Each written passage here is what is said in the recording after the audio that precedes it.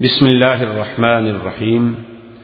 منہج corporation Jeddah برائے production و ڈسٹریبیوشن آپ حضرات کی خدمت میں قصص الانبیاء کا مبارک سلسلہ پیش کرنے کی سعادت حاصل کر رہا ہے۔ اب آپ اس مبارک سلسلے کا 8واں حلقہ سماعت فرمائیں۔ برادران اسلام، واجب الاحترام بزرگوں، دوستوں، بھائیوں، عزیز نوجوانوں، قصص الانبیاء علیہ السلام کے دروس کے ضمن میں ہم نے سیدنا ابراہیم الخلیل علیہ السلام ابو الانبیاء کے بارے میں سابقہ دروس میں باتیں عرض۔ سیدنا ابراہیم الخلیل علیہ السلام اتنے باعظمت اللہ کے پیغمبر ہیں، اتنی رفعت شان کے مالک ہیں کہ آپ کے بعد یعنی پھر اللہ نے جتنے نبی بھیجے ہیں سب ابراہیم علیہ السلام کی ذریت۔ اس لیے قرآن پاک نے بڑی تفصیل سے اور مختلف مقامات پہ سیدنا ابراہیم علیہ السلام کا کیا، اور سیدنا ابراہیم علیہ السلام تمام انبیاء یعنی جتنے اللہ نے نبی بھیجے ہیں یا رسول بھیجے ہیں، یہ اعزاز صرف آپ کو ملا ہے کہ اللہ نے آپ کو یہ لقب بخشا کہ خلیل اللہ۔ اور روایات میں موجود ہے کہ ایک دن سیدنا ابراہیم الخلیل علیہ السلام اپنے گھر میں آئے اور دیکھا کہ ان کے گھر کے اندر ایک نوجوان آدمی کھڑا، تو آپ حیران ہو کیونکہ میرا گھر دروازے بند ہیں، یہ اللہ کا بندہ اندر کیسے آ؟ تو حضرت سیدنا ابراہیم علیہ السلام فوراً داخل ہوئے اور فرمایا کہ کون ہو تم میرے گھر میں بغیر اذن کے بغیر اجازت کے؟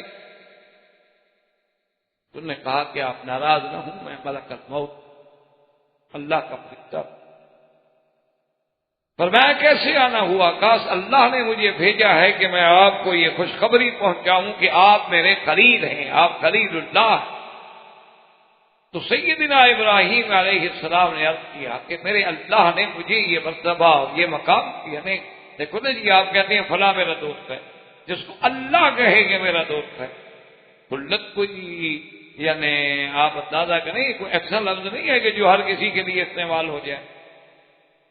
یعنی سرکار دو عالم صلی اللہ علیہ وسلم اور سیدنا ابو بکر کا کتنا قرب ہے، یعنی آپ اندازہ فرمائیں کہ سب سے اول اسلام لانے والے، پھر حضور صلی اللہ علیہ وسلم کے سسر بھی ہیں، قرابت بھی ہے، پھر جس انسان نے اپنی ساری زندگی اپنی جان، مال، اولاد، تن سب کچھ قربان کر دیا حضور پہ، لیکن حضور نے فرمایا کہ لو کنت متخذا خلیلا لاتخذت ابا بکر خلیلا ولکن صاحبکم خلیل اللہ، کہ اگر میں کسی کو خلیل بناتا اور یہ لقب دیتا تو پھر ابو بکر کو دیتا، لیکن اس کو بھی میں نہیں دیتا۔ دادا فرمائے کہ یہ مقام یعنی اگر میں کسی کو دیتا تو وہ تو مستحق سیدنا ابو بکر تھے، لیکن ان کو بھی میں نہیں دے سکتا، اس لیے کہ مجھے اللہ نے خلیل بنا لیا ہے، تو پھر ایک دل میں دو کی محبت نہیں جمع ہو۔ بھائی ایک وقت یہ نہیں ہو سکتا کہ آدمی اس کو بھی چاہے اور اس کو بھی چاہے، یہ بات تو سب سے بڑا شرف ہے کہ اللہ نے آپ کو خلیل اللہ کا لقب دیا۔ اور دوسرا سب سے بڑی شان یہ ہے ابراہیم علیہ السلام کی، جس کو اللہ نے قرآن میں فرمایا کہ وَإِبْرَاهِيمَ الَّذِي وَفَّى، کہ میرا ابراہیم بڑا وفا، یعنی ایک تو دوست ہے، پھر دوست بھی ایسا جو وفا پہ پورا اترنے والا۔ اور یہ بھی سیدنا ابراہیم الخلیل کے بارے میں اللہ نے فرمایا کہ ہم نے بڑا امتحان لیا، لیکن ابراہیم پورا۔ وَنَادَيْنَاهُ أَن يَا إِبْرَاهِيمُ قَدْ صَدَّقْتَ الرُّؤْيَا إِنَّا كَذَلِكَ نَجْزِي الْمُحْسِنِينَ، اللہ نے خود پکارا، فرمایا ابراہیم بس تمہارا خواب سچ، تو نے اپنا خواب سچا کر، ہم نے حکم دیا آپ نے بیٹے کو پیش کر۔ یہ تو ہماری حکمت تھی کہ ہم نے اسماعیل علیہ السلام کو ذبح نہیں ہونے دیا، ورنہ ابراہیم علیہ السلام نے تو کمی نہیں۔ یہ عظمت جو ہے یہ بھی ابراہیم علیہ السلام اور اسی طرح یاد رکھیں کہ بہت ساری سنتیں ایسی ہیں جو ابراہیم علیہ السلام سے چلی۔ اول من اختتن، سب سے پہلے ختنہ جو ہے، جو مسلمانوں کی آج کل ایک شعار ہے، علامت ہے، تو ختنہ جو ہے سب سے پہلے ابراہیم علیہ السلام سے سنت شروع۔ اسی طرح کتابوں میں ہے کہ اول من لبس السروالا، سب سے پہلے سلوار جو ہے وہ بھی ابراہیم علیہ السلام نے پہنے، ورنہ آپ سے پہلے کسی نبی نے سلوار نہیں پہنی۔ اچھا، سراویل میں یہ سب چیزیں آ جاتی ہیں، یعنی وہ پجامہ نما ہو، سادہ ہو، کیسا ہو، کچھ بھاری ہو، مقصد تو ہے کہ ورنہ رواج کیا تھا، الازار والردا، کہ نیچے بھی چادر باندھتے تھے، اوپر قمیص پہن لیا یا اوپر بھی ایک چادر ڈال۔ سرکار دو عالم صلی اللہ علیہ وسلم نے بھی ساری زندگی جو ہے چادر باندھی، آپ نے ساری زندگی چادر باندھی ہے۔ اتنا روایات میں ملتا ہے کہ آپ نے سلوار خرید فرمائی اور اس کو پسند بھی فرمایا کہ بھئی بڑا اچھا لباس ہے کہ آدمی کا سطر محفوظ رہتا ہے، ورنہ چادر تو ہو سکتا ہے نہ لیٹنے میں کھل جائے، اب سلوار تو نہیں کھلتی۔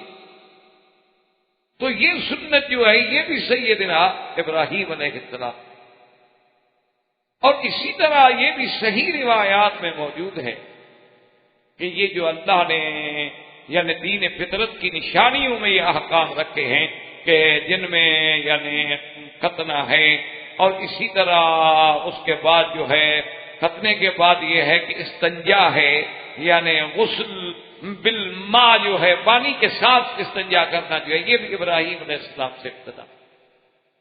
اول من استحدہ، یعنی ہلکا آنا، زیر ناف بالوں کا صاف کرنا جو ہے روحے کے ساتھ یعنی اس طرح کے ساتھ، یہ بھی سب سے پہلے ابراہیم علیہ السلام کی۔ اسی طرح روایات میں موجود ہے کہ مزمزہ یعنی پانی منہ میں لے کے کلی کرنا، استنشاق ناک میں پانی لے کے ناک کو صاف کرنا، وتقلیم الاظافر ناخن کاٹنا، نطف الابط بالوں بغلوں کے بال صاف کرنا، یہ بھی سنت ابراہیم، یہ بھی سب سے پہلے سیدنا ابراہیم علیہ السلام۔ اور اسی طرح دیکھیں کہ آج تک اور قیامت تک انشاءاللہ جو اضحیہ ہے، قربانی ہے، یہ بھی سنت ابراہیم ہے کہ حضور پاک نے فرمایا، جب پوچھا گیا حضور ہم یہ جانور ذبح کریں، فرمایا حدیث سنت ابیکم ابراہیم، تمہارے ابا ابراہیم ہے، تو یہ بھی سیدنا ابراہیم ہے۔ اور اسی طرح یاد رکھیں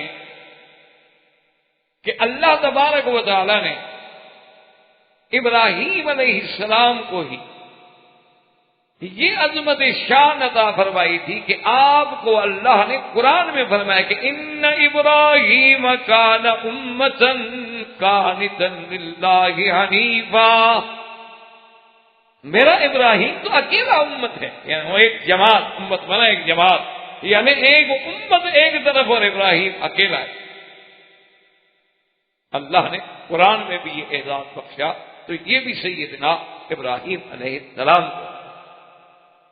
اور اللہ تبارک و تعالی نے جہاں اولو العزم من الرسل کا ذکر کیا ہے، 5 پیغمبر ہیں اولو العزم، سارے نبی شان والے، لیکن ان سب میں 5 جو ہیں پھر وہ زیادہ عظمت والے، ان 5 میں سب سے افضل جو ہے سیدنا محمد رسول اللہ صلی اللہ علیہ وسلم ہے۔ تو ان 5 اولو العزم پیغمبروں میں بھی ابراہیم علیہ السلام۔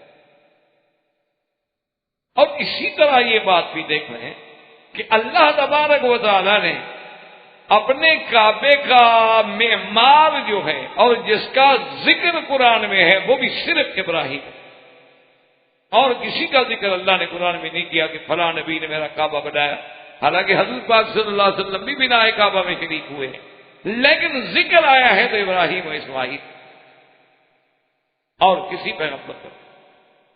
اسی طرح اللہ نے فرمایا من ذریتی، اللہ نے فرمایا کہ ابراہیم کی ذریت میں ہی ہم نے نبوت و کتاب رکھ دی کہ آپ کے بعد جتنے نبی آئے، جتنے پیغمبر آئے، سب ابراہیم علیہ السلام کی اولاد ہیں، موسیٰ و ہارون، زکریا و یحییٰ و عیسیٰ و الیاس و یسع و یونس و لوطا و کلا فضلنا علی، سب اولاد ہیں۔ تو یہ شرف جو ہے یہ بھی سیدنا ابراہیم ہے۔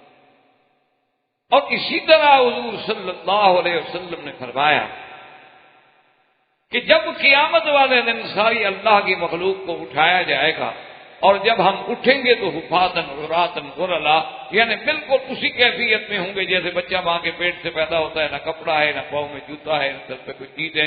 تو فرمایا اول من یکسا، سب سے پہلے جس کو جنت کا لباس پہنایا جائے گا میرے ابا ابراہیم.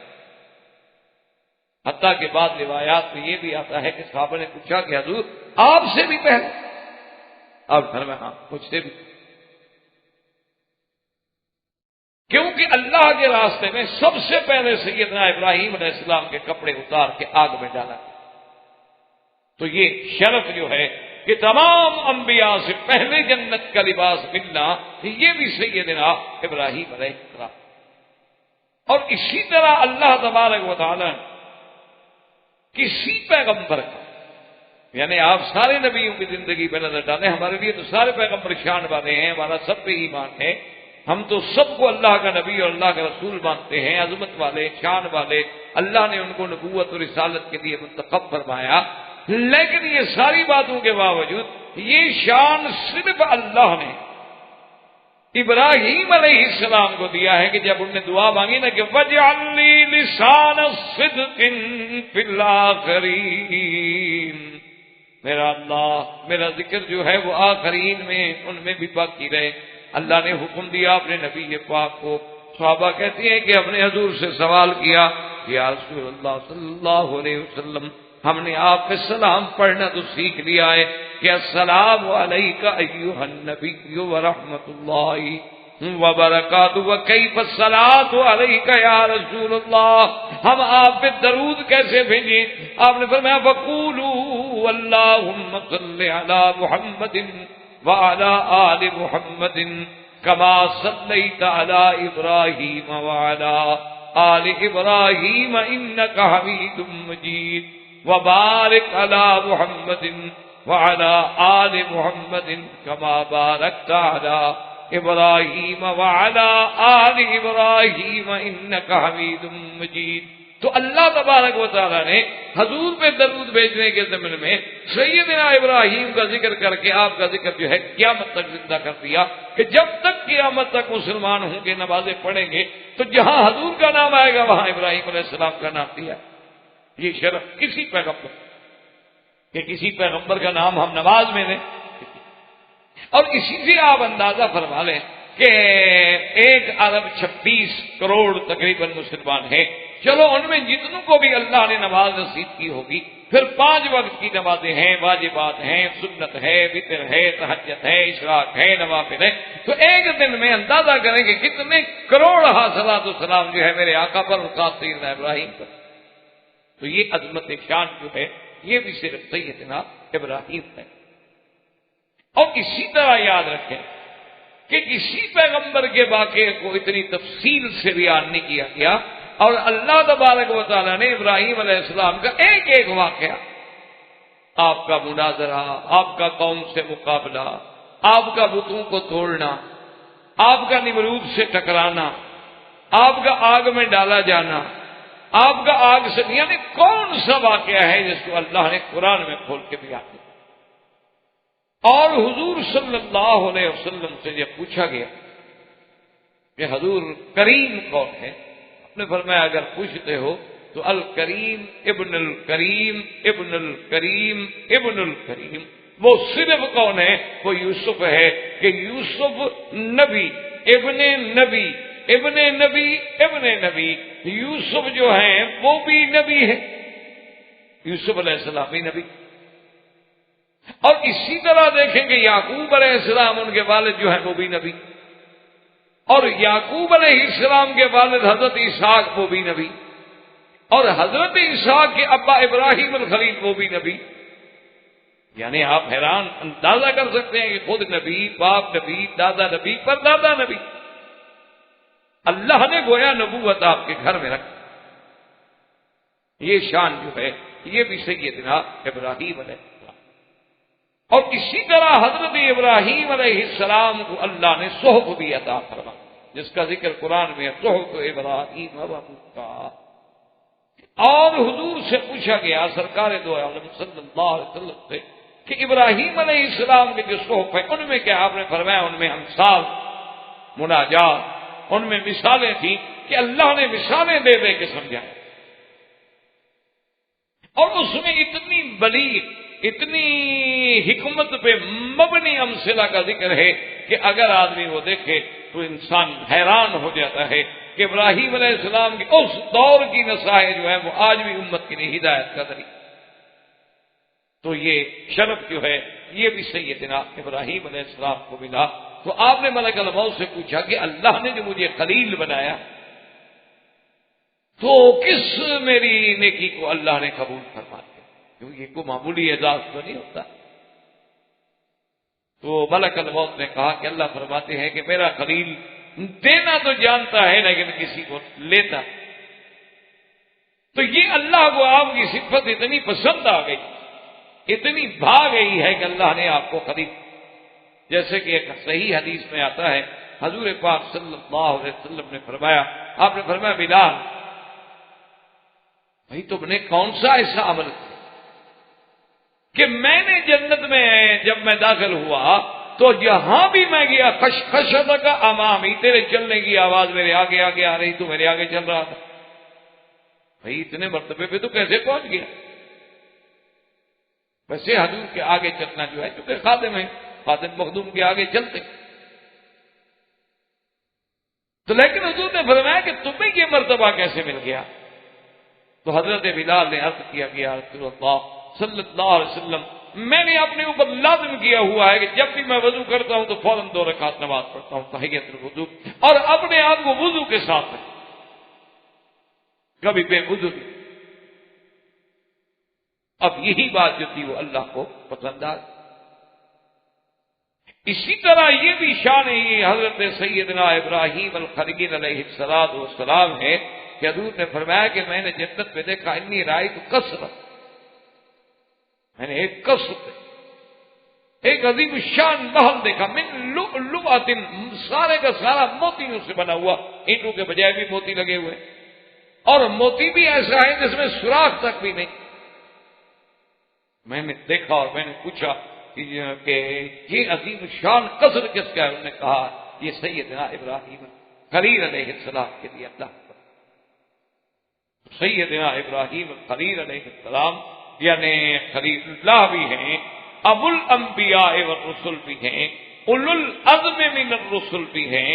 خلیل اللہ کے ساتھ اتنا بڑا اعزاز ملا ہے کہ ابراہیم الذی وفا، اور پھر اللہ نے آپ کو جو بھی حکم دیا اس کی تعمیل پوری کی۔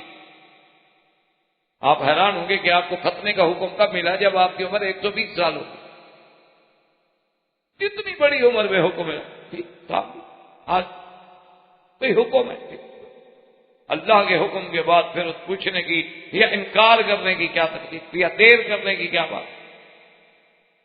تو یہ ساری عظمتیں جو ہیں سیدنا ابراہیم علیہ السلام، اور اسی کے ساتھ ساتھ علماء نے یہ بھی لکھا ہے کہ اگر ہم قرآن مجید کا مطالعہ کریں اور اللہ نصیب کرے تو ابراہیم علیہ السلام نے اللہ سے جتنی بھی دعائیں مانگی ہیں وہ ساری کی ساری اللہ نے منظور کر، کہ جب اپنے بچوں کو چھوڑا تو دعا مانگی وارزقہم من الثمرات، اللہ میرے بچوں کو یہاں کوئی آبادی نہیں، کچھ نہیں، ان کو پھلوں سے رزق عطا فرما۔ اللہ نے کیسے دعا منظور فرمائی کہ جب آپ کے ملک میں بھی پھل نہ ملے مکے میں ملتا ہے، یعنی وہ ملک جو زراعی ہے، وہ ملک جو باغات کے گڑھ سمجھے جاتے ہیں، جب وہاں بھی فروٹ ختم ہو جائے مکے میں موجود ہے۔ یجبا الیہ ثمرات کل شیء، اللہ فرماتے ہیں ساری کائنات کے پھل کھینچ کے ہم یہاں پہنچا۔ اسی طرح حضور صلی اللہ علیہ وسلم نے فرمایا کہ ابراہیم علیہ السلام نے دعا مانگی تھی کہ اللہم بارک لہم فی مائہم ولحمہم، یا اللہ مکے والوں کے پانی میں اور گوشت میں برکت عطا فرما۔ تو فرمایا کہ ہم اس وقت نہیں تھی، اس وقت گندم دانہ وغیرہ یہ چیزیں نہیں تھی، ورنہ ابراہیم ان کے لیے بھی شاید دعا فرما دیتے، لیکن دیکھ لیں اس لیے علماء نے لکھا ہے کہ جتنا گوشت یا جتنا پانی مکے میں ملتا ہے کہیں نہیں ملتا۔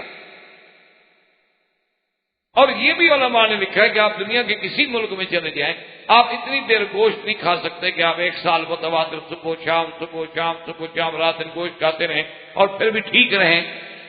یہ صرف مکہ ہے جہاں آدمی اتنا گوشت کھا رہے۔ تو یہ بھی ابراہیم علیہ السلام کی دعا تھی۔ اور پانی تو ایسا ملا نا زمزم کہ ساری کائنات کے بندے ہر سال 30 لاکھ آدمی رمضان میں اور 30 لاکھ 15 لاکھ حج میں پیتا ہے، بھرتا ہے، لے جاتا ہے، لیکن کوئی فرق نہیں، کوئی کمی نہیں آتی۔ یہ تو نہیں کہ کنواں خشک ہو گیا۔ ہمارے لاہور میں یا آپ کے اور جو ہندوستان کے شہر ہیں دریاؤں کے کناروں پہ ہیں، وہاں بھی ایسے اوقات آ جاتے ہیں کہ کوئی اچھا خاصا اجتماع ہو جائے تو پانی کنویں میں نہیں ملتا، پانی واٹر لیول اتنا ڈاؤن ہو جاتا ہے کہ پانی نہیں آتا۔ حالانکہ دریا کے کنارے پہ ہیں وہ شہر، راوی جو ہے دریا ہے، لاہور تو راوی کے کنارے پہ بس رہا ہے، لیکن اس کے باوجود بھی یعنی وہاں کوئی اچھا فنکشن ہو جائے یا کوئی اجتماعات ہو جائیں یا کوئی میلہ لگ جائے تو پانی نہیں ملتا۔ اور زمزم کا پانی دیکھیں کہ کوئی دریا بھی قریب نہیں ہے، اور دریا جو ہے وہ تو سمندر ہے، وہ تو کڑوا پانی ہے۔ لیکن اللہ تبارک و تعالیٰ نے اس کی شان اتنا رکھی ہے کہ جتنا ہم سارے دن میں زمزم استعمال کرتے ہیں، جو لوگ زمزم پہ کام کرتے ہیں ان سے آپ پوچھے وہ کہتے ہیں نہیں کتنا اوپر آ جائے۔ اور جب مکہ مکرمہ میں ایک دفعہ سیل آئی، بارشوں کا پانی آیا جس میں کعبہ شریف کے دروازے تک پانی پہنچ گیا تھا، اور بعض مقام پر حرم کے جو پنکھے چل رہے ہیں پنکھوں کو ٹکرا رہا تھا پانی، اتنا بڑا پانی آیا پورے حرم میں۔ لیکن خدا کی شان ہے اس دور میں جو لوگ زمزم پہ کام کرتے تھے انہوں نے کہا کہ ہم نے جو زمزم میں ڈول ڈالے تو ڈول نیچے نہ جائے، یعنی خدا کی قدرت یہ تھی کہ اللہ نے زمزم کے اوپر پوری ایک غلاف دے دیا، چادر دے دی کہ وہ سیل کا پانی جب اس کے اندر نہ مل جائے، اور جب سیل کے پانی صاف ہو گئے ڈول ڈالا تو ڈول ٹھیک جا رہا ہے، پانی آ رہا ہے۔ اب وہ کوئی کہے جی وہ کیسے پردہ ہو گیا تھا، اللہ فرماتے تو دو دریاؤں کو دیکھ لو، بینہما برزخ لا یبغیان، کہ میں نے دو دریاؤں کے درمیان میں حاجت رکھ دیا ہے، ادھر میٹھا پانی ہے ادھر کڑوا پانی ہے، ملتے نہیں ہیں، کٹھے چلتے ہیں۔ تو یہ حاجت بھی تو تمہیں نظر نہیں آتا لیکن ہے، میں نے اس کو روکا ہوا۔ اچھا کئی دفعہ طوفان جو ہے نا جی وہ کڑوا پانی میٹھے میں چڑھ جائے گا پھر لوٹ آئے گا لیکن وہ ملتا نہیں۔ اب بھی بنگلہ دیش میں اراکان ہے، اسی طرح کیپ ٹاؤن جنوب افریقہ میں بھی مرج البحرین ہے، اور بھی کئی مقام ہیں جہاں مرج البحرین ہے، دو دریا مل رہے ہیں پانی نہیں ملتا۔ اچھا کشتی میں جائیں آپ غوطہ لگائیں ادھر سے ادھر چل جائیں ادھر سے ادھر چل جائیں کوئی رکاوٹ بھی نہیں، لیکن کون سی چیز ہے جو ان کو نہیں ملنے دے؟ تو ابراہیم علیہ السلام کی اللہ نے یہ دعا بھی پڑھی۔ اللہ نے جب ابراہیم علیہ السلام کو حکم دیا تھا تعمیر کعبہ کا، اور اس کے بعد آپ نے دعا کی تھی کہ ربنا تقبل منا، ہماری اس عمارت اس محنت اس بنانے کو قبول فرما، اللہ نے کیسا قبول، کیسی حد؟ اسی طرح ابراہیم علیہ السلام نے دعا کی تھی کہ میرا مولا یہاں جب تیرے گھر کے قریب اپنے بچوں کو چھوڑ رہا ہوں تحوی الیہ افیدۃ من الناس، لوگوں کو دلوں کو مکے کی طرف پھیر دے۔ اللہ نے کعبے کو مقناطیس قلوب بنا دیا کہ ساری دنیا کے بندے کھینچے آ۔ یعنی آپ تو پڑھے لکھے آدمی ہیں نا، آپ اپنے علاقوں میں جائیں بالکل جٹ دیہاتی خالص بالکل بکریاں ڈنگر چرانے والا، جس بیچارے کو یہ بھی پتہ نہیں ہوتا کہ الف کیا ہے اور با کیا ہے، اس کو بھی آپ کہے گا بس جی اور جی بڑی تمنا ہے اللہ مکہ مدینہ دکھا دے کسی طرح، اس کو مکے مدینہ کا اس کو بھی پتہ، یعنی جس بچے کو اپنے گاؤں کا نام نہیں آتا، گاؤں کا پتہ نہیں ہے، تحصیل کا پتہ نہیں ہے، اس کو اپنے اسٹیشن ریلوے کا پتہ نہیں ہے، لیکن مکہ مدینہ جانتا ہے۔ اور یہ بھی ابراہیم علیہ السلام کو سعادت ملی تھی کہ وَأَذِّن فِي النَّاسِ بِالْحَجِّ يَأْتُوكَ رِجَالًا، کہ آپ کی آواز کو اللہ نے قیامت تک حج کا ذریعہ بنایا کہ جو میرے ابراہیم کی ندا پہ لبیک کہے گا اسی کو لاؤں گا، جو نہیں کہے گا نہیں لاؤں گا۔ یہ شرف بھی سیدنا ابراہیم علیہ السلام۔ تو اسی ضمن میں ہم نے پڑھا تھا کہ جب ابراہیم علیہ السلام بناء کعبہ سے فارغ ہو گئے اور آپ پھر واپس گئے شام فلسطین، اور بی بی ہاجرہ جو ہے وہ فوت ہو گئی، ان کی وفات مکہ مکرمہ میں ہوئی اور ان کا دفن جو ہے وہ بھی مکہ میں۔ اور ان کے دفن میں اور وفات میں اور جنازے میں سیدنا ابراہیم بھی شامل ہوئے اور حضرت اسماعیل بھی شامل ہوئے. اور یہ بھی کتابوں میں ہے کہ موت حاجر پر حضرت ابراہیم جو تھے بہت اداس، حزن شدید.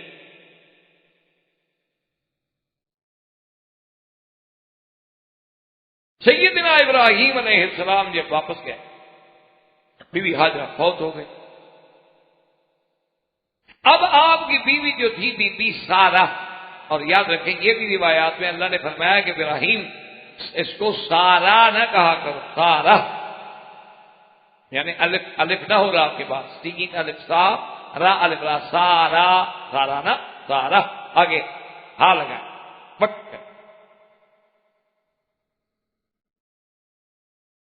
تو اب بی بی سارہ کی دعائیں بھی اللہ نے سنی. اس واقعے کو اللہ نے قرآن میں کئی مقام پہ ذکر کیا. سورۃ الہود میں ذکر ہے، سورۃ الذاریات میں ذکر ہے، سورۃ النحل میں ذکر ہے. اور اسی ضمن میں ہم نے آج کے درس میں جو آیات پڑھی ہیں، اللہ پاک نے فرمایا وَلَقَدْ جَاءَتْ رُسُلُنَا إِبْرَاهِيمَ بِالْبُشْرَىٰ قَالُوا سَلَامًا قَالَ سَلَامٌ فَمَا لَبِثَ أَن جَاءَ بِعِجْلٍ حَنِيذٍ. اللہ تبارک و تعالیٰ فرماتی ہیں وَلَقَدْ جَاءَتْ رُسُلُنَا، ہمارے فرشتے ہمارے فرستادہ آئے ابراہیم علیہ السلام کے پاس خوشخبری لے کر. اور اللہ نے اس کو قرآن میں کئی مقام پہ دیا. هل أتاك حديث ضيف إبراهيم المكرمين. اللہ نے فرمایا میرا بدنی کیا آپ کو پہنچی ہے قصہ ابراہیم کے مہمانوں والا. اسی طرح تیسرے مقام پہ قرآن کہتے ہیں وَنَبِّئْهُمْ عَنْ ضَيْفِ إِبْرَاهِيمَ الْمُكْرَمِينَ. میرا بدنی آپ اپنی امت کو خبر دیں کہ میرے ابراہیم کے پاس کیسے شان والے مہمان آئے. ابراہیم علیہ السلام کے بعد جب مہمان آئے، آتے ہوئے انہوں نے سلام کیا. ابراہیم علیہ السلام نے سلام کا جواب دیا. اور ایک مقام پہ آتا ہے قال سلام قوم منکرون. سلام دیا، آپ نے کہا بھائی عجیب بات ہے کہ لوگ منکر کا معنی غیر معروف، یعنی جانے پہچانے تو نہیں لگتے. یہ سمجھ نہیں آ رہی، ہمارے علاقے کے بندے تو لگتے نہیں، علاقے کا آدمی تو پہچانا جاتا ہے. اور دوسری بات یہ ہے کہ اگر علاقے کے نہیں، اور اس کا مطلب ہے کہ کسی دوسرے علاقے کے، تو دوسرے علاقے سے آنے والا آدمی جب سفر کر کے آئے تو کوئی اونٹنی یا کوئی گھوڑا یا کوئی سواری، اور پھر اس کے اوپر سفر کا بھی کچھ اثر ہوتا ہے، تھکان ہوتی ہے، لگنی ہے تو ایسے لگتے ہیں تر و تازہ کہ بالکل ہے تو ابھی چل کے بھی نہیں آئے. کون ہے؟ یہاں قرآن فرماتا ہے کہ فما لبث ان جاء بعجل حنیذ. اور دوسری جگہ قرآن کہتا ہے فراغ الی اہلہ، یعنی خفیہ طریقے سے سلام کرنے کے بعد چپ کر کے کسی طریقے سے فوراً گھر چلے گئے. یہاں قرآن کہتا ہے بعجل حنیذ یعنی بچڑا بھنا ہوا. اور دوسری جگہ قرآن کہتا ہے بعجل سمین، موٹا تازہ بچڑا. اچھا دونوں میں کوئی تفاوت نہیں، مقصد ہے کہ اعتبار بدن کے موٹا تازہ تھا اور بھون کے لے آئے. اور اسی سے علماء نے یہ مسئلہ بھی استنباط کیا ہے کہ آداب ضیافت میں یہ ہے کہ یعنی مہمان نوازی کے آداب میں یہ ہے کہ آدمی اپنے مہمانوں سے پوچھے نہیں، جو وقت کے مطابق حالات کے مطابق تقاضا ہے اور جو کچھ اللہ نے اس کو توفیق دی وہ چپ کر کے پیش. مثلا چائے کا وقت ہے چائے پیش کرتے، کھانے کا وقت ہے کھانا پیش کر. ایسا وقت ہے کہ اندازہ ہو سکتا ہے یہ آدمی دور سے آئے ہیں، کھانا نہیں کھایا ہوگا تو پوچھ بھی سکتا ہے. لیکن آداب ضیافت اسی میں ہے کہ جو اللہ نے آپ کو دیا ہے، جو ہے سوکھی روٹی ہے کچھ،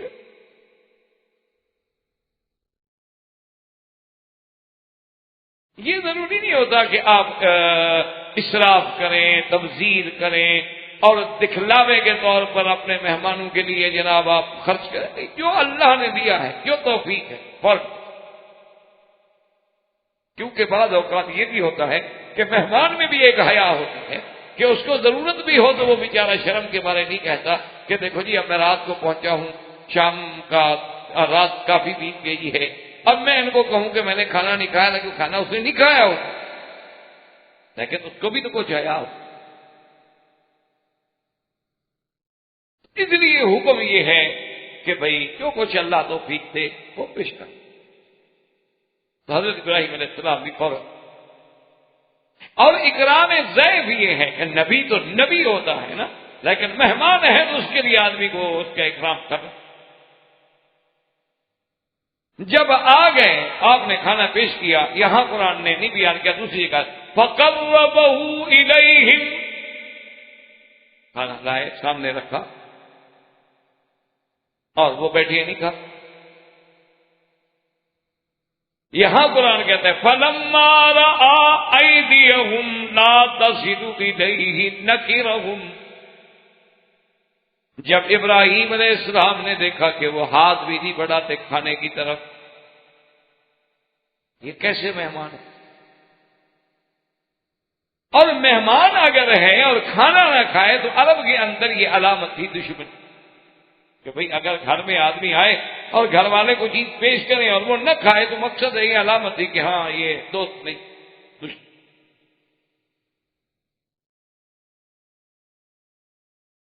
اور حضرت ابراہیم علیہ السلام نے جب دیکھا کہ ان کے تو ہاتھ ہی آگے نہیں بڑھتی، اتنا اچھا کھانا میں پکا کے لایا ہوں، خود اٹھا کے لایا ہوں، خود پیش کیا ہے، اب دل میں خوف پیدا ہوا. وَأَوْجَسَ مِنْهُمْ خِيفَةً قَالُوا لَا تَخَفْ، اب دل میں خوف پیدا ہوا، اور جب دل میں خوف آئے تو چہرے پر بھی اثار ہوتے ہیں. اس کے بعد جب انہوں نے دیکھا تو انہوں نے کہا آپ ڈرے نہیں، اِنَّا أُرْسِلْنَا إِلَىٰ قَوْمِ لُوطٍ. اور یہ آنے والے کون تھے؟ یاد رکھیں یہ فرشتے تھے. اور یہ بھی کتابوں میں ذکر ہے کہ آنے والوں میں حضرت جبریل علیہ السلام بھی تھے، حضرت میکائیل علیہ السلام بھی تھے، اور ملک الموت بھی تھے. یہ تین فرشتے. بعض علماء نے یہاں ایک روایت نقل کی ہے کہ جب ابراہیم علیہ السلام نے اصرار کیا کہ بھئی آپ کھانا کیوں نہیں کھاتے، تو انہوں نے کہا کہ ہم کھانا مفت نہیں کھاتے، پیسوں کے ساتھ کھاتے، کی قیمت اگر آپ لے لیں تو پھر کھائیں گے. تو ابراہیم علیہ السلام نے کہا کہ بھائی تم مہمان ہو. انہوں نے کہا جی نہیں بس ٹھیک ہے، آپ کا اپنے آداب ہیں، ہمارے اپنے آداب ہیں کہ ہم مفت چیز نہیں کھاتے، کہ کسی کی اس کا بدلہ دیتے ہیں، اس کی آپ قیمت بتا دیں تو پھر ہم کھائیں گے. انہوں نے کہا ٹھیک ہے قیمت تو ہے، چلو قیمت دے دو. انہوں نے کہا جی کیا قیمت ہے؟ انہوں نے کہا اس کی قیمت صرف اتنا ہے کہ جب کھانا کھاؤ تو پڑھو بسم اللہ الرحمن الرحیم، اور جب کھا لو تو کہہ دو الحمدللہ، اللہ تیرا شکر ہے، بس قیمت ادا ہو گئی. لیکن یہ روایت اسرائیلی ہے اور صحیح نہیں ہے، اس لیے کہ وہ تو اللہ کے فرشتے ہیں، بسم اللہ پڑھو یا نہ پڑھو، الحمدللہ پڑھو یا نہ، وہ تو ہر وقت اللہ کی تسبیح میں ہیں، عباد المکرمون ہیں، وہ ہر وقت اللہ کی تسبیح و تقدیس بیان کرتے ہیں، اور پھر وہ تو ہر لحاظ سے کھانے سے پاک ہیں، وہ ایسی بات کیسے کر سکتے؟ اور قرآن میں بھی اس کا کوئی اشارہ. اب جناب جب یہ بات طے ہو گئی، انہوں نے کہا کہ حضرت آپ نہ گھبرائیں، ہم تو آئے ہیں قوم لوط کی طرف، اور درمیان میں اللہ نے ہمیں یہ بھی حکم دیا ہے کہ ابراہیم علیہ السلام کی طرف سے جانا ہے. تو اب آپ کی بیوی جو تھی وہ ساتھ کھڑی. وَامْرَأَتُهُ قَائِمَةٌ فَضَحِكَتْ فَبَشَّرْنَاهَا بِإِسْحَاقَ وَمِنْ وَرَاءِ إِسْحَاقَ يَعْقُوبَ. اللہ تبارک و تعالیٰ فرماتے ہیں کہ آپ کی بیوی کھڑی تھی، فَضَحِكَتْ، بیوی ہنس پڑی. اچھا اب بعض علماء یہاں یہ کہتے ہیں کہ جب ان کو خوشخبری دی گئی نا بیٹے کی تو پھر بیوی ہنس پڑی، حالانکہ یہ بات نہیں ہے، کیونکہ یہاں قرآن یہ کہتا ہے کہ یہ واقعہ پہلے ہے اور بشارت بعد میں ہے. وامرأته قائمة فضحكت فبشرناها بإسحاق ومن وراء إسحاق يعقوب. تو بشارت تو بعد میں اور بی بی صاحبہ کا ہنسنا جو ہے وہ پہلے. تو یہ کیوں کہا گیا کہ بی بی صاحبہ کیوں ہنسی؟ کہتے ہیں کہ بی بی صاحبہ دراصل اس لیے ہنسی تھی کہ قوم لوط جو تھی وہ اخبث ترین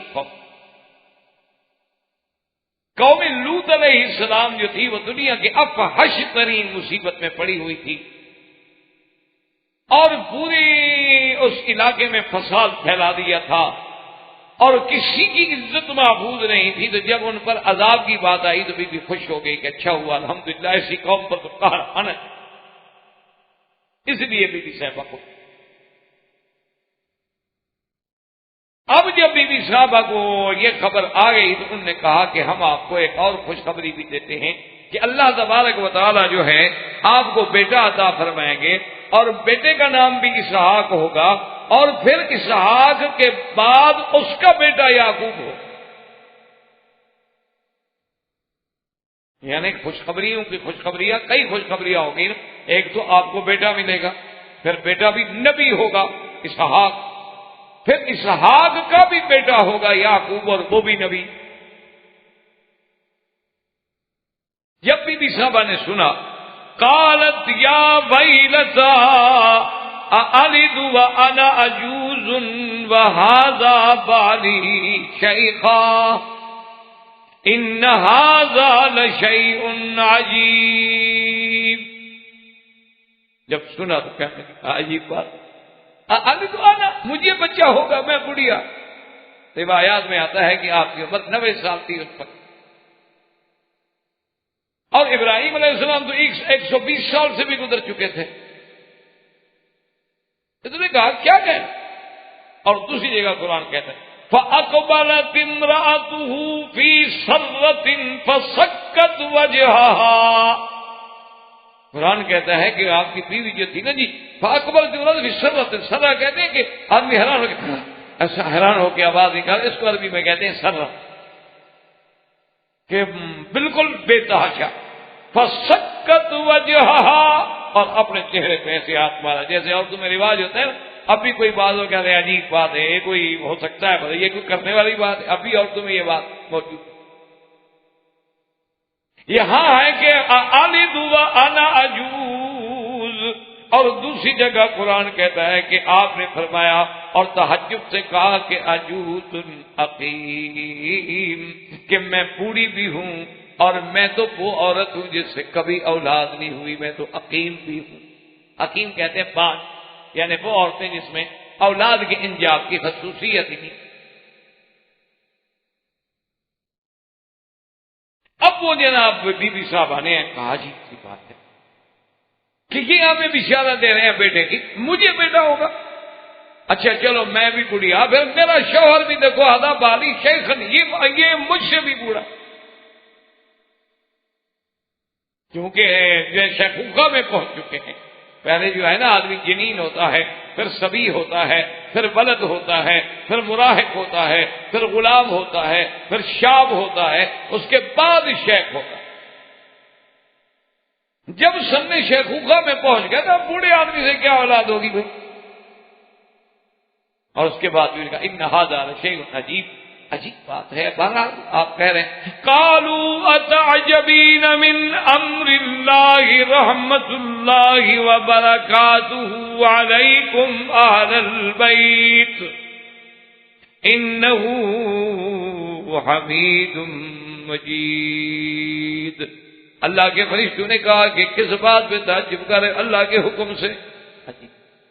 اللہ کی رحمت ہو، اللہ کی برکتیں ہوں آپ کو، آپ تو نبی کا اہل بیت ہیں. اللہ کی قدرت پر وہ اس کی مرضی ہے، بڑھاپے میں دے دے، مرضی ہے جوانی میں دے دے، مرضی ہے نہ دے. یہب لمن یشاء اناثا ویہب لمن یشاء الذکور او یزوجہم ذکرانا واناثا وَيَجْعَلُ مَن يَشَاءُ عَقِيمًا، اللہ چاہے تو لڑکے دے، لڑکیاں دے، جوڑے دے، اور چاہے تو باز کر دے، کچھ بھی نہ دے۔ کتنے خوبصورت جوڑے ہوتے ہیں، جوان عورت ہے، جوان مرد، بچہ۔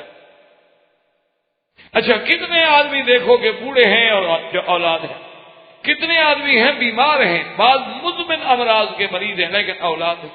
اچھا بعض لوگ دیکھیں کہ دولت کا حساب کتاب حد نہیں ان کی، اولاد سے معلوم ہے۔ ایک وقت کی روٹی نہیں، گھر میں اولاد کی لینے لگی ہوئی ہیں ماشاءاللہ۔ یہ اللہ کی شان، یہ اللہ کا نظام ہے، اس میں کون دخل ہے؟ اگر یہ دولت والوں کو اولاد ملتی پھر غریب کے پاس ہوتی ہی نہ، پھر غریب کو تو یہ تو پیسے والے تو ماشاءاللہ بڑے حاسد ہوتے ہیں کہ غریب کو بچہ تھوڑا رکھنے دیتے۔ یہ اللہ کا نظام ہے، اس لیے انہوں نے کہا کیا تعجب کر رہے ہیں، اور اسی سے یہ مسئلہ بھی سمجھ لیں کہ یہ اللہ کا قرآن ہے۔ اور فرشتے کہہ رہے ہیں کہ رحمت اللہ وبرکاتہ علیکم اہل البیت، اور یہاں تو صرف ابراہیم کی بیوی ہے نا، وہ تو کوئی ہے ہی نہیں، تو معلوم ہوا کہ اہل بیت اصل ہوتی ہی بیوی ہے۔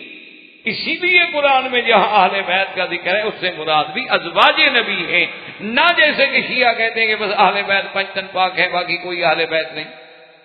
اب دیکھو نا یہاں تو قرآن ہے، کہنے والے فرشتے اور خطاب دے رہے ہیں اہل البیت، اور آگے کون ہے؟ فقط حضرت ابراہیم علیہ السلام کی بیوی ہے، تو معلوم ہوا کہ اصل اہل بیت کا اطلاق ہوتا ہی بیوی پہ ہے۔ بچے تو ویسے ہی شامل ہو جاتے ہیں، بچوں کو تو شامل کیا جاتا ہے۔ اسی لیے تو حضور نے دعا مانگی تھی کہ یا اللہ یہ میرے بچے جو میری چادر کے نیچے، اللہم ہؤلاء اہل بیتی، یہ بھی میری اہل بیت۔ مطلب قرآن کی نص سے لفظ اہل بیت جو ہے اس کا اطلاق ہوتا ہی بیوی کا، کہ جیسے اللہ نے یہاں اللہ تبارک و تعالیٰ کے فرشتوں نے خوشخبری دی، اور اللہ نے اس خوشخبری کے عوض میں اسی بیوی سے، یعنی بیوی سارہ سے، خدا کی شان دیکھیں، یہ نہیں کہ کسی اور بیوی سے، بیوی سارہ سے آپ کو اولاد دی، اور اولاد بھی کیسی؟ سیدنا اسحاق ہے۔ اچھا، اور اللہ نے اسی میں یہ اشارہ بھی فرما دیا تھا کہ من وراء اسحاق یعقوب، کہ اسحاق کے بعد ان کا بیٹا یعقوب بھی ہوگا۔ بی بی تم تو کہہ رہی ہو بوڑھی ہو، تم بچہ بھی جنو گی، پھر زندہ رہو گی، پھر تمہارے بچے کا بچہ ہوگا وہ بھی دیکھو گی، اس وقت بھی تم زندہ رہو۔ بوڑھی ہونے کا کیا مطلب ہے؟ یہ تو اللہ کے ہاتھ میں۔ اچھا خدا کی شان ہے، اب بھی یہاں ایسے لوگ ہیں جن کی عمر 100 سے زیادہ ہے اس ملک میں، اور ابھی چند دن قبل میں اخبار میں پڑھا تھا، پتہ نہیں اس کی عمر 96 سال تھی یا 100 تھی، انہوں نے کہا پتہ نہیں یہ میں کو 8ویں شادی کر رہا ہوں، پتہ نہیں کتنی شادی کر رہا ہوں۔ آپ نہ ڈریں بھائی، آپ کو ایک ہی کافی ہے کیا؟ تو یہ تو عربوں کی میں بات کر رہا ہوں جن کا یعنی مقصد ہے کہ عرب سے تعلق ہے۔ ویسے خدا کی قدرت ہے، یاد رکھیں عرب جو ہے یہ سامی نسل، سامی جو ہے نا اللہ نے ان میں یہ قوتیں زیادہ رکھی ہیں نسبت عامی کے اور نسبت یا، یہ بھی ایک طبی تحقیق ہے کہ جتنے سامی نسل لوگ ہوں گے ان میں خدا کی قدرت ہے کہ اللہ نے یہ جنسی قوت جو ہے وہ زیادہ، غلبہ بھی زیادہ۔ 3 ہی تو بیٹے تھے نا، حام سام یافس، یا حام کی اولاد یا سام کی ہے یافس کی، یہ عرب سارے سام میں آتے۔ تو اب جناب اللہ نے بیٹا بھی عطا فرمایا اور بیٹے کا بیٹا بھی عطا فرمایا، اور اس کے بعد پھر بی بی سارہ جو ہے وہ فوت، اور بی بی سارہ جب فوت ہوئی ہیں تو ان کا دفن جو ہوا ہے وہ ہوا ہے جبرون۔ جبرون یاد رکھو اسی مقام کا نام ہے جس کو آج کل کہتے ہیں خلیل، یعنی آپ جائیں نا بیت المقدس انشاءاللہ تو اس کے بالکل ساتھ ایک جگہ ہے جس کو خلیل کہا جاتا ہے، پہلے بیت اللہ میں ہے، پھر وہ جبرون حبشی ہے، اور اسی جبرون تو یہ ان کا نام تھا یعنی سریانی زبان میں، عبرانی زبان میں اسی کا نام جو ہے خلیل ہے۔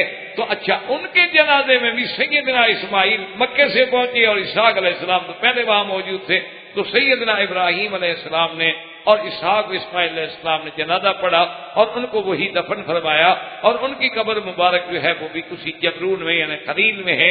اور یہ علاقہ جو تھا، مربع جو تھا، اس کے بنانے والے بھی سلیمان تھے۔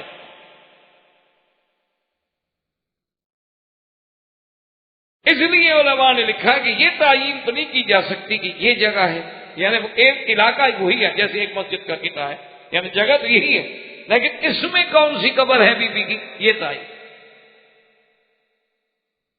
لیکن قطعے کی تعین کون۔ تو سیدنا ابراہیم علیہ السلام کی اولاد جو ہیں سیدنا اسحاق علیہ السلام۔ اچھا، اسی طرح ایک بات یاد رکھیں کہ بی بی ہاجرہ سے جو اولاد ہوئی وہ اسماعیل علیہ السلام۔ اور آج کے اس سبق سے ہمیں یہ بھی ایک بات جو ہے واضح ہو گئی، قرآن کہتا ہے فَبَشَّرْنَاهَا بِإِسْحَاقَ، تو جب کعبہ آپ نے بنا کے واپس فلسطین آئے تو پھر بشارت ملی اسحاق کی۔ اس کا مطلب ہے کہ ذبح کے وقت اگر تھا تو صرف اسماعیل، جو کہ بناء کعبہ میں شریک ہونے والا اسماعیل ہے، کیونکہ وہ تو قرآن میں ثابت ہے نا کہ وَإِذْ يَرْفَعُ إِبْرَاهِيمُ الْقَوَاعِدَ مِنَ الْبَيْتِ وَإِسْمَاعِيلُ،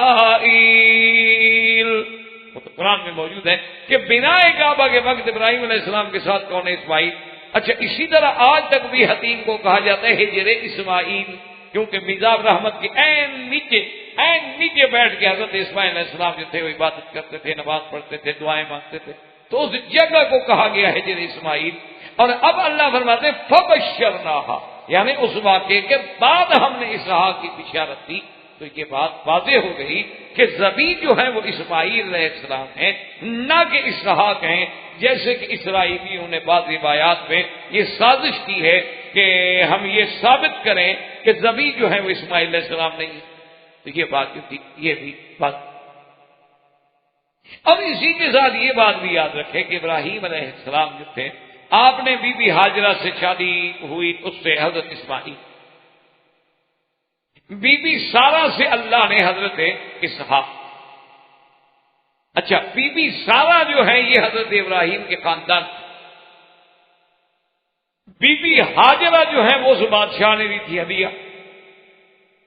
اس کے بعد پھر حضرت ابراہیم علیہ السلام نے پھر بھی شادی کی، اس شادی سے بھی اللہ نے پھر آپ کو 5 یا 6 اولادیں عطا، یعنی بی بی ہاجرہ کے علاوہ، بی بی سارہ کے علاوہ ایک بی بی تھی کنطورہ، ان سے بھی آپ نے شادی فرمائی ہے، اور ان سے بھی سیدنا ابراہیم علیہ السلام کی اولاد۔ اچھا، اور اسی طرح قرآن مقدس میں آپ یہ دیکھ رہے ہیں کہ اللہ نے ابراہیم علیہ السلام کی صفت اسی صورت میں جو ہم نے آج پڑھی ہے، فرماتے کہ ان ابراہیم لحلیم اواہ منیب، میرا ابراہیم جو ہے بڑا حوص، میرا ابراہیم حلیم، حلم والا، حلم جو ہے بہت بڑی صفت۔ اچھا، اللہ نے جو آپ کو 2 بیٹوں کی بشارت دی ہے، قرآن میں آپ پڑھیں گے، ایک جگہ آتا ہے بشرناہ بغلام علیم، ہم نے علم والے بیٹے کی بشارت، اور ایک جگہ جو بشارت ہے آتا ہے بغلام حلیم، ہم نے علم والے بیٹے کی، یعنی علم والا بیٹا بھی اللہ نے ابراہیم علیہ السلام کو دیا، اور حلم والا بیٹا بھی اللہ نے ابراہیم علیہ۔ اور اسی طرح یہ بات بھی دیکھیں کہ حضرت ابراہیم علیہ السلام کے بعد آپ کا بیٹے اسحاق علیہ السلام کے بیٹے کون؟ یعقوب کون ہے؟ آپ کا دوسرا نام کیا؟ اسرائیل، یعنی آپ کا دوسرا نام جو تھا اسرائیل۔ تو بنو اسرائیل میں جتنے نبی آئے سب ذریت ابراہیم علیہ، اور سیدنا اسماعیل سے اللہ نے صرف ایک نبی، سیدنا اسماعیل کی ملک میں صرف ایک نبی بھیجے گئے، محمد الرسول اللہ صلی اللہ علیہ وسلم، جو خاتم الانبیاء والمرسلین۔ اور اس کے بعد اللہ نے فرمایا کہ ہم اسی سبط میں سے، اسی سبط قریش میں سے 12 خلفاء پیدا کریں گے قیامت تک، جو پوری دنیا میں عدل و انصاف سے اور پوری دنیا میں اللہ کے احکام سے اس دنیا کو بھر دیں گے۔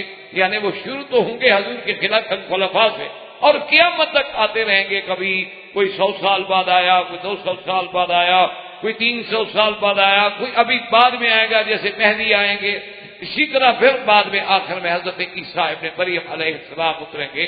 تو یہ عظمت جو ملی ہے یہ بھی صرف سیدنا ابراہیم علیہ السلام کو اللہ تبارک و تعالیٰ نے عطا۔ اب اسی طرح دیکھیں گے جب ابراہیم علیہ السلام کی وفات کا وقت آئے تو ابراہیم علیہ السلام کی عمر مبارک جو ہے وہ 175 سال۔ اچھا اللہ کی شان دیکھو، اسحاق علیہ السلام پہ جب وفات آئی ان کی عمر بھی 175 سال۔ یہ قدرت کے اتفاقات ہوتے۔ اسی طرح اگر آپ دیکھیں گے نا تو سرکار دو جہاں کی عمر اور ابو بکر کی عمر ایک ہے، اور اسی طرح اتفاقات دیکھیں گے جیسے علماء نے لکھا ہے کہ اللہ کی شان ہے کہ جہاں سے کسی کی مٹی اٹھتی ہے نا تو اسی جگہ وہ دفن ہوتا ہے، تو معلوم ہوتا ہے کہ میرے محبوب کی اور صدیق کی مٹی بھی ایک جگہ سے اٹھائی گئی روضہ مبارک سے، کہ وہی جا کے پھر دونوں کو اللہ نے جمع فرمایا۔ تو اسی طرح جب حضرت سیدنا ابراہیم الخلیل علیہ السلام کی وفات ہوئی ہے تو آپ کی عمر جو تھی وہ 175 سال تھی، اور سیدنا ابراہیم علیہ السلام کی تدفین میں بھی آپ کے بیٹے تھے، کیونکہ بیٹے بھی نبی تھے، اور آپ کے جنازے کے بعد، آپ کی تکفین کے بعد آپ کو بھی اسی حبرون میں جس کو آج خلیل کے نام سے پکارا جاتا ہے وہاں سیدنا ابراہیم علیہ السلام کو دفن کیا گیا۔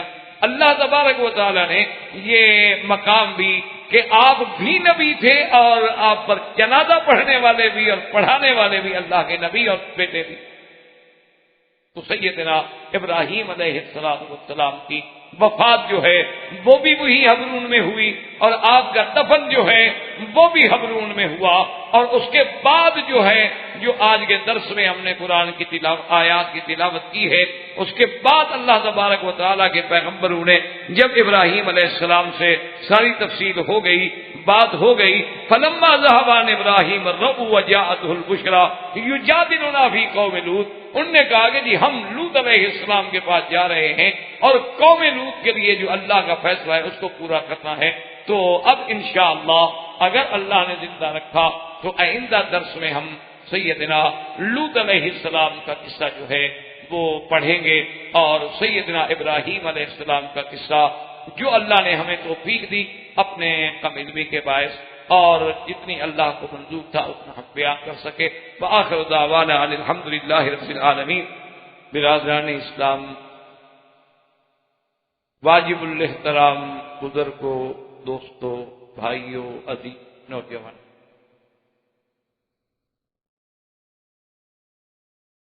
سلسلہ دروس قصص الانبیاء علیہم الصلاۃ والتسلیم میں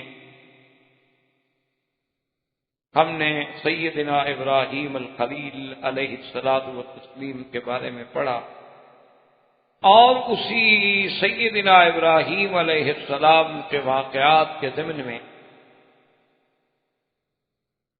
قرآن مقدس نے متعدد صورتوں میں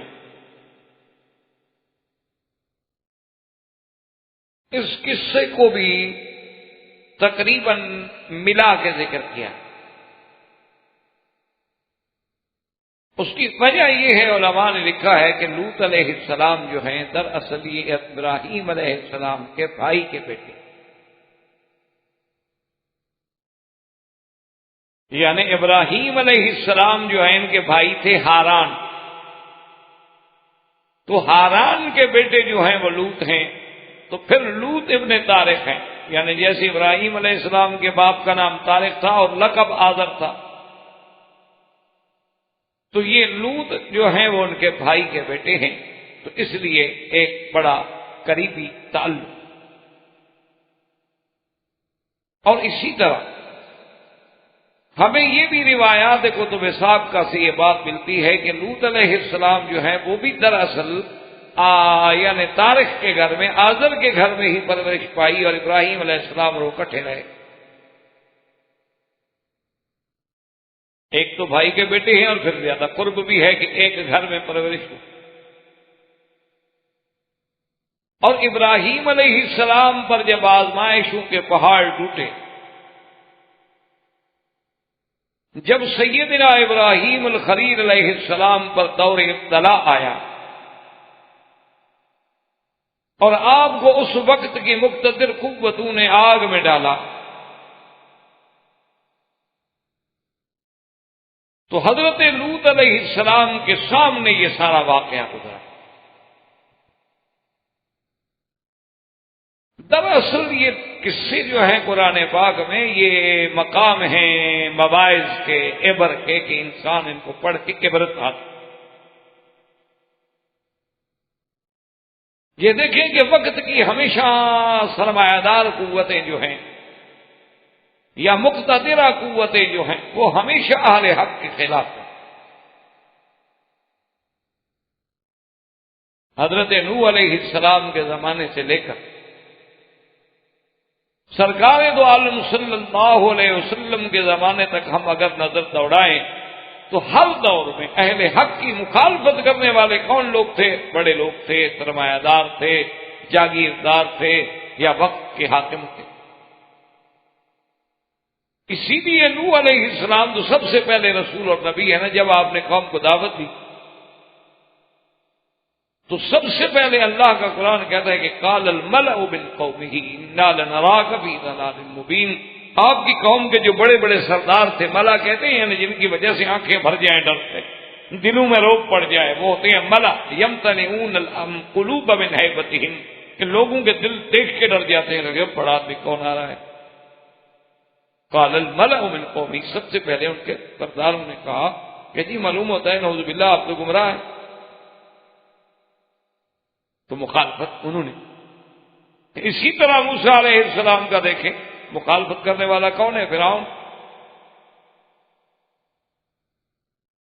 یعنی ہر دور غریبوں نے تقریباً موافقت، اگر کہیں غریب موافقت نہیں کر سکے تو معارضت بھی نہیں کی، مخالفت بھی نہیں کی، پھر ہٹ گئے، خاموش رہے۔ لیکن یہ جو فساد ہوا ہے ہمیشہ، یہ خدا کی قدرت ہے کہ ان بڑے لوگوں کی وجہ سے۔ تو جب سیدنا ابراہیم علیہ السلام پہ دور ابتلا آیا کہ آپ کو آگ میں ڈالا گیا، تو اللہ تبارک و تعالی نے جہاں ابراہیم علیہ السلام کے والد اور والدہ کے لیے بھی اس آگ کو کھول دیا کہ وہ دیکھیں گے ابراہیم بیٹھے ہیں، وہاں لوط علیہ السلام نے بھی دیکھا کہ ابراہیم علیہ السلام تو آگ میں آرام سے بیٹھے، وہ تو اللہ کی نعمتیں کھا رہے۔ اسی لیے قرآن دوسری جگہ کہتا ہے فآمن لہ لوط، اب لوط ایمان ہے۔ تو سب سے پہلے ایمان لانے والوں میں لوط علیہ السلام ہیں جو ابراہیم علیہ السلام پہ ایمان۔ اس لیے بھی اللہ نے لوط علیہ السلام اور ابراہیم علیہ السلام کے واقعے وہ کٹھے ذکر۔ اور اسی طرح یہ بات بھی روایات صحیحہ سے ثابت ہے کہ جب اللہ تبارک و تعالی نے حضرت لوط علیہ السلام کو منتخب فرما لیا تو ابراہیم علیہ السلام نے ہی ہونے حکم دیا کہ آپ یہاں علاقے میں دعوت کے لیے تشریف لے جائیں، کریے ستون کی طرح۔ تو بھیجنے والے بھی ابراہیم علیہ السلام، اس طرح بھی لوط علیہ السلام سے آپ کا ایک تعلق۔ تو اسی ضمن میں جب ابراہیم علیہ السلام کے پاس مہمان آئے کہ جیسا ہم پڑھ چکے ہیں درس میں، اور آپ نے ان کے لیے کھانے کا انتظام کیا، ایک بچڑا ماشاءاللہ تر و تازہ بھونا اور گوشت بنا کے جناب لے آئے۔ اب وہ کھاتے نہیں، تو ابراہیم علیہ السلام کو جب خوف لاحق ہوا کہ یہ کیوں نہیں کھاتے، آپ جب ڈر گئے تو پھر انہوں نے کہا کہ ہم اللہ کے فرشتے ہیں، اور انہوں نے ابراہیم علیہ السلام کو بیٹے کی مبارک دی۔ اور وہ بیٹا کون؟ اسحاق، کیونکہ اسماعیل علیہ السلام کا واقعہ اس سے پہلے آپ پڑھ چکے تھے کہ فبشرناها باسحاق ومن وراء اسحاق یعقوب، تو آپ کو حضرت اسحاق علیہ السلام کی بشارت دی گئی، اور اسحاق علیہ السلام پیدا ہوئے بی بی سارہ کے بعد، جو آپ کی پہلی بیوی۔ اب جناب اسی کو دیکھیں کہ یہ ساری بشارتیں جب ہو گئیں، ابراہیم علیہ السلام کو بشارت مل گئی، لیکن ابراہیم علیہ السلام نے یہ اندازہ تو لگا دیا کہ بھی اگر صرف بچے کی خبر ہی دینی تھی تو پھر ایک فرشتہ بھی کافی ہے، پھر 3 فرشتوں کے آنے کی کیا ضرورت ہے؟ اور تینوں اہم فرشتے جبرائیل، میکائیل اور ملک الموت۔ اگر انسان کو مبارک دینی ہے تو بی بی مریم کے پاس بھی تو اکیلے جبرائیل علیہ السلام تشریف لے آئے، تو اس کے لیے تو اتنا ضرورت نہیں ہوتی کہ 3 فرشتے آئیں، اور 3 بھی وہ فرشتے جو تمام ملائکہ میں افضل ہیں۔ تو اس لیے قرآن کہتا ہے کہ دوسری جگہ، کیونکہ یہ اسلوب ہے اللہ کے کلام کا کہ ایک ہی واقعے کو وہ مختلف پہلو سے بیان کرتے ہیں اور مختلف اسلوب سے بیان کرتے ہیں تاکہ پڑھنے والے کے دماغ میں اللہ کا قرآن اتر جائے۔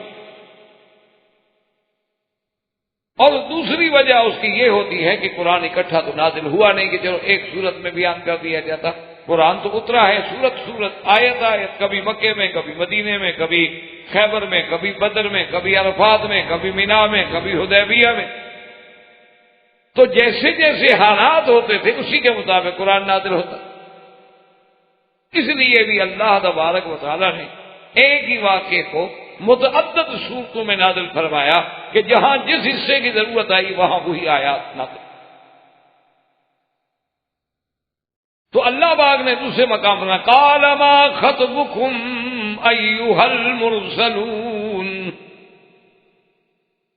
قال فما خطبكم۔ اب ابراہیم علیہ السلام نے پوچھا کہ بھائی کیا اصل وجہ کیا ہے تم لوگوں کی، اللہ کے فرشتے کیوں بھیجے گئے ہو؟ یہ تو معاملے کی بات جو بشارت دے گی ایک کافی ہے۔ قالوا انا ارسلنا الى قوم مجرمین۔ اب فرشتوں نے کہا کہ بھائی اصل بات یہ ہے کہ ہمیں تو اس مجرمین قوم کی طرف اللہ نے بھیجا ہے، قوم لوط کی طرف اللہ تبارک و تعالی نے ہمیں بھیجا ہے کہ اب ان کے نافرمانیوں کی انتہا ہو چکی ہے، اب ان کی بغاوت کی انتہا ہو چکی ہے، اب ان کا استیصال کا وقت آ گیا ہے، اب ان کے سروں کی فصل پک چکی ہے اور ان کے کٹنے کا زمانہ آ گیا۔ اللہ نے وہاں یوں ذکر۔ اب ابراہیم علیہ السلام کو جب یہ پتہ چلا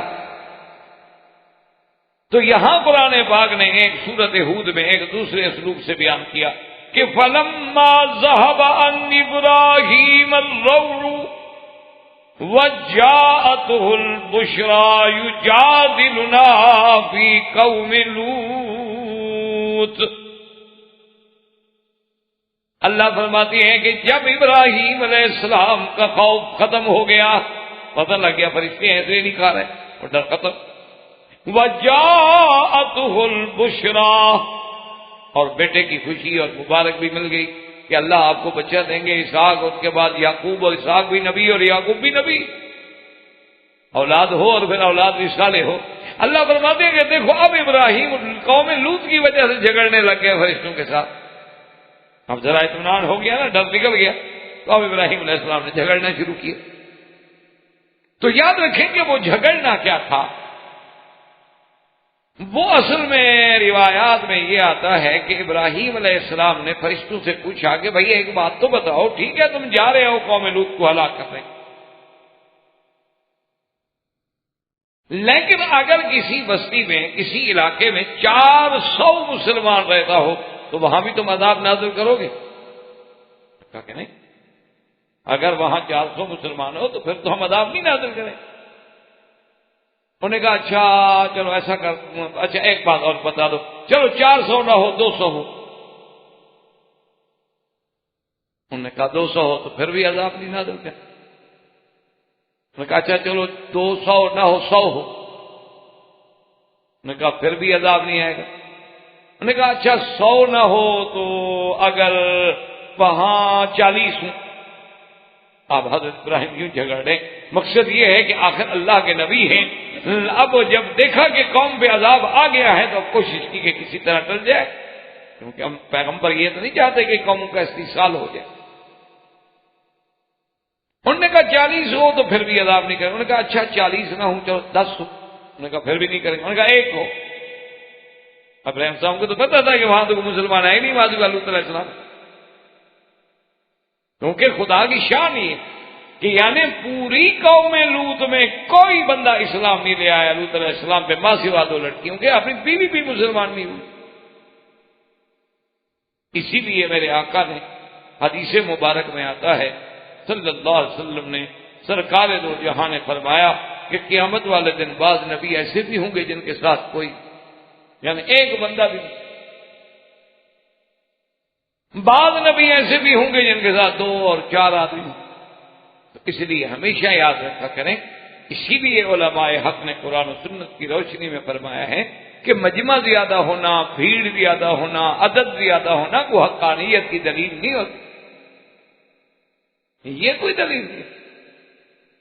ویسے بھی اللہ کی شان ہے، آپ دیکھیں نا جی کہ گلاب کا پھول ہو تو پھول تو ایک ہوگا، کانٹے 18 ساتھ لگے۔ اسی لیے آپ دیکھیں کہ جب پانی آتا ہے تو اس کے اوپر جتنا گند اور جتنا چھوٹی موٹی تنکے اور چیزیں اور ایسی ساری اوپر اس کے اوپر چڑھی ہوئی ہوتی، تو یہ کوئی دلیل نہیں ہوتی کہ اگر ایک طرف مثلا ہم کہیں کہ دیکھو جی بلاد اروپا ہے اور یورپ اور امریکہ ہے اور ماسکو ہے اور رشیا ہے اور ہر جگہ کفر ہے کفر ہے، یہ کوئی دلیل نہیں ہے، چاہے ساری دنیا میں ایک مسلمان ہو،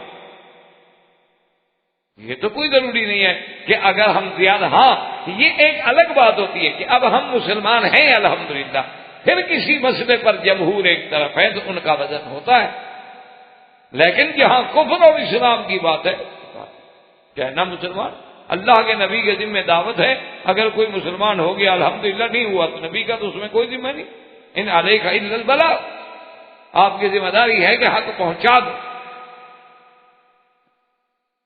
تو انہوں نے کہا کہ اگر ایک بھی ہونا پھر بھی ہم عذاب نہیں کریں گے، لیکن قرآن کہتے ہیں ہم نے کہا ابراہیم علیہ السلام بات، یا ابراہیم اعرض عن ھذا انہ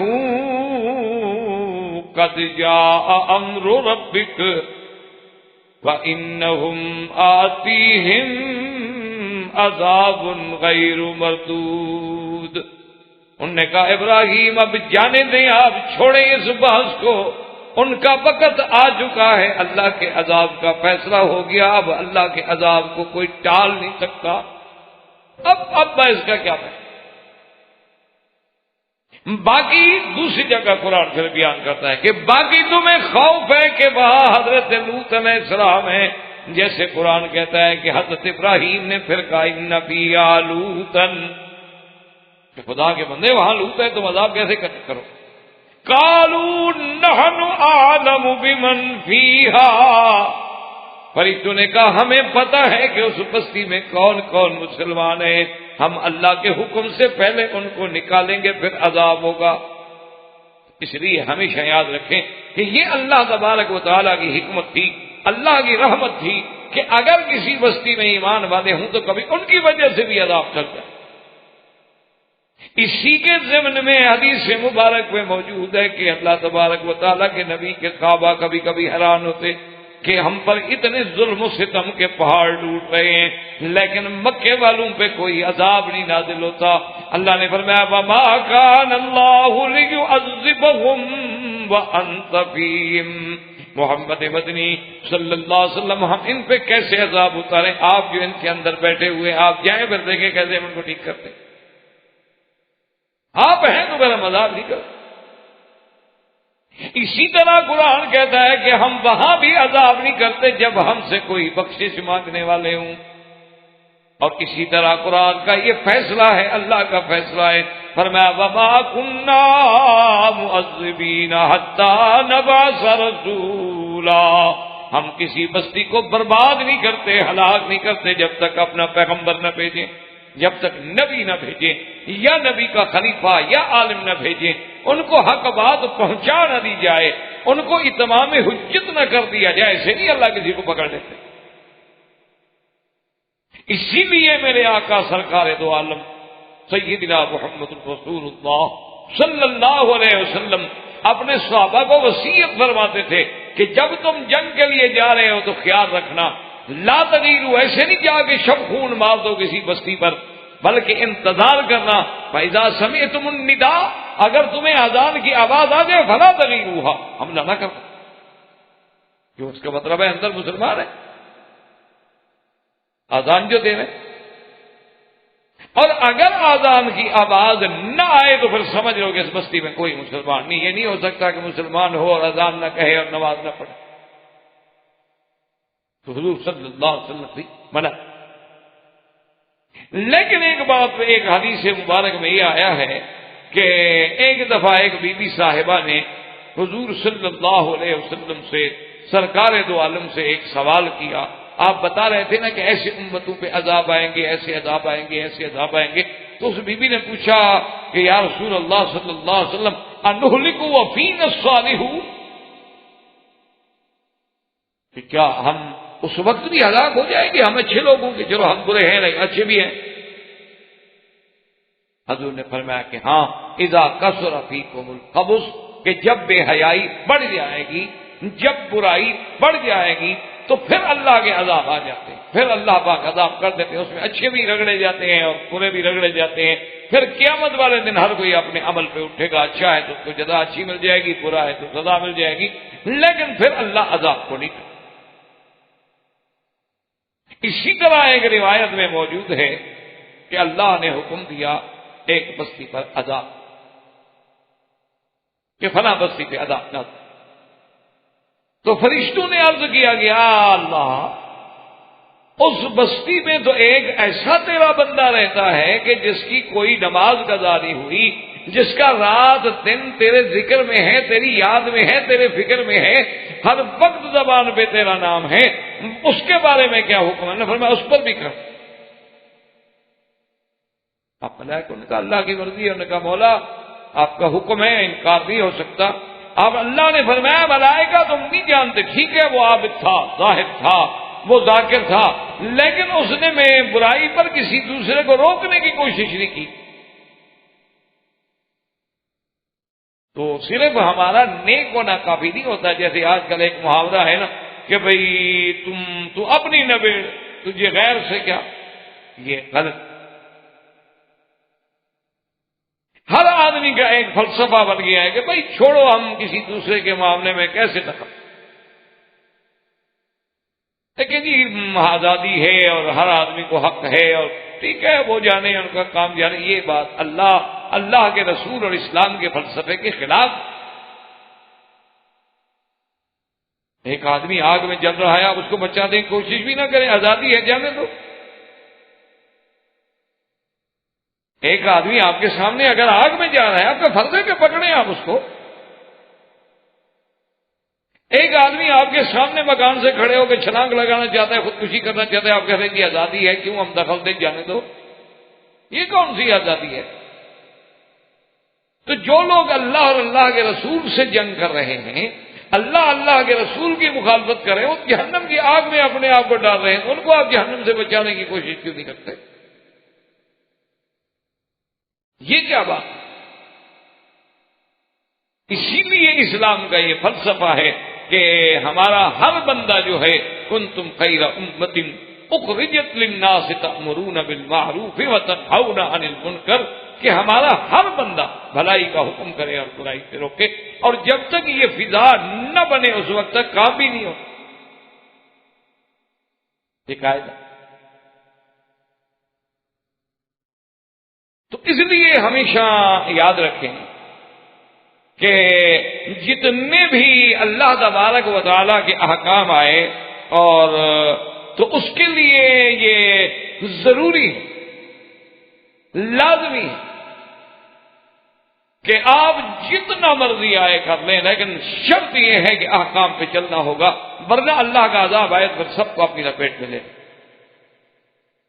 اچھا, اس کے بارے میں میرے آقا نے سرکار دو عالم صلی اللہ علیہ وسلم نے کس قدر یعنی عظیم مثال بیان فرمائی ہے. عظیم مثال بیان فرمائی. آپ نے فرمایا کہ اگر آپ ایک کشتی میں سوار ہیں اور کشتی کے دو حصے ہیں, دو خانے ہیں, کچھ لوگ اوپر ہیں, کچھ لوگ نیچے ہیں. اگر نیچے والوں کا یہ مزاج بن جائے کہ بھی ہم اس کشتی میں سوراخ کر کے نیچے سے پانی لے لیتے ہیں, ادھر سے جانا پڑتا ہے, ادھر جاؤ اور کنارے پہ کھڑے ہو اور ڈول ڈالو اور پھر پانی نکالو, تو بڑا آسان ہے کہ ہم یہاں تختہ توڑ کے تھوڑا سا یہاں سے سوراخ کر کے ہر آدمی اپنا ڈول بھر لے گا.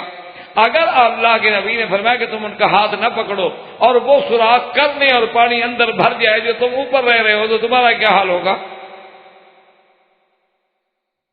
اگر تم اوپر بیٹھے رہو گے جی ہم تو دور ہیں ہمیں تو کچھ نہیں ہو رہا، لیکن جب اس کشتی میں پانی بھرے گا جب وہ ڈوبیں گے تم بھی ساتھ ڈوب جاؤ. اسی لیے اللہ تبارک و تعالیٰ کی شان ہے کہ اللہ تبارک و تعالیٰ اپنے بندہ یعنی اس کا اگر ایک بندہ بھی اللہ کی یاد کرنے والا ہے تو پہلے یہ تھا اس کی وجہ سے بھی عذاب نہیں. اور دوسری بات جو اصل بنیادی بات ہے سمجھنے والی وہ اپنے دل و دماغ میں اللہ کی رحمت سے رکھ لیں کہ جب تک آپ نوح علیہ السلام سے لے کر یعنی سرکار دو جہاں صلی اللہ علیہ وسلم تک جتنے پیغمبر اور ان کی قومیں گزرے ہیں جب آپ نظر ڈالیں گے تو آپ اس نتیجے پہ پہنچیں گے کہ اللہ محض کافر ہونے کی وجہ سے کسی کو عذاب نہیں دیتے. یہ بات ہمیں کیا ہے بس ایک قوم کافر ہے لہذا کافر ہونے کی وجہ سے عذاب آ جائے، ایسا نہیں. کیونکہ اللہ فرماتے ہیں ہم نے تو دونوں راستے بتلا دیے ہیں، یہ ایمان کا ہے یہ کفر کا ہے، جو چاہو اختیار کر. پھر عذاب کیا ہوتا؟ کافروں کو بھی عذاب اس وقت ملتا جب کفر کے ساتھ وہ مجرمانہ کارروائیوں میں پڑ جاتے، پھر اللہ کے عذاب. ورنہ کافر ہے ٹھیک ہے مانے گا اس کا بھلا ہے، نہیں مانے گا اس کا نقصان ہے. ایمان لے آئے گا تو دنیا و آخرت کی بھلائی ہے، اور ایمان نہیں لے آئے گا تو دنیا و آخرت میں خرابی ہے. تو اس کے علاوہ جو ہے وہ آپ کچھ بھی نہیں کر سکتے.